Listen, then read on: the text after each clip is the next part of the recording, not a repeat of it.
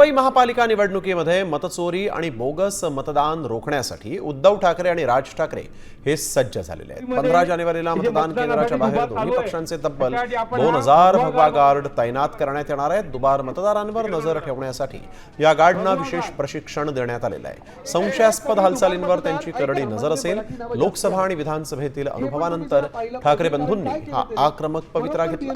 7 वेळा आलेले संभाव्य दुबारमध्ये आलेले पण सतर्क राहा, बेसावध राहू नका। आणि जर दुबार मतदार जर तिकडे आला सकाळी 7 वाजता फोडून काढा। तर भाजपच्या लोकांना शिंदेचे लोक ठोकतायत आणि शिंदेच्या लोकांना भाजपचे लोक ठोकतायत। आम्ही त्यांना सुपारी दिली।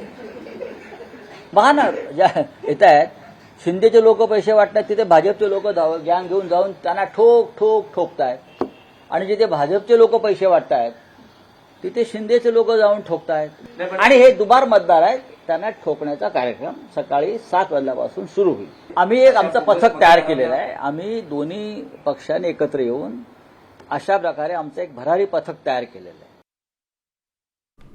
तर भगवा गार्ड नेमकं कसं आहे पाहूयात ग्राफिक्सच्या माध्यमातून। मतदानाच्या दिवशी प्रत्येक केंद्राच्या बाहेर भगवा गार्ड तैनात असेल। मनसे आणि ठाकरे सेनेचे 2000 पदाधिकाऱ्यांना प्रशिक्षणही देण्यात आलेलं आहे। एका वॉर्डातील गैरप्रकारावर 8 भगवा गार्डची करडी नजर असणार आहे। निवडणूक आयोगानं जाहीर केलेली दुबार मतदारांची यादी या गार्डकडे असणार आहे। भगवा गार्डना स्पेशल टी शर्ट दिलं जाणार आहे। टी शर्टवर मी मराठी भगवा गार्ड असा उल्लेख